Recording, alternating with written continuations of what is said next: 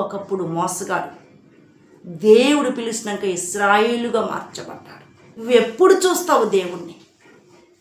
నీ పరిస్థితి ఎప్పుడు మారిపోతుంది? దేవుడి సన్నిధిలో చాలా భయము భక్తితో నువ్వు నడవాలి.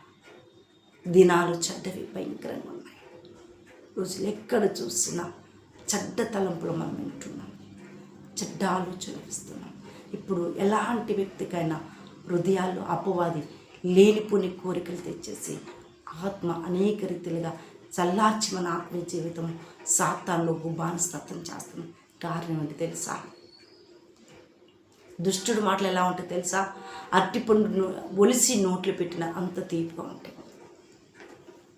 నీతిమంతుడు చెప్పే మాటలు ఎలా ఉంటాయి తెలుసా? అవి ఎలా ఉంటాయంటే ఒక చేదుగా ఉండొచ్చు, కానీ ఒక దినం మధురంగా మారిపోతా ఉంటాయి. ఈరోజు నీ పరిస్థితి ఏమైనది? అలాంటి పాపం జీవితాన్ని మనం బానిసలు కావద్దండి. అలాంటి జీవితం మనకు వద్దండి.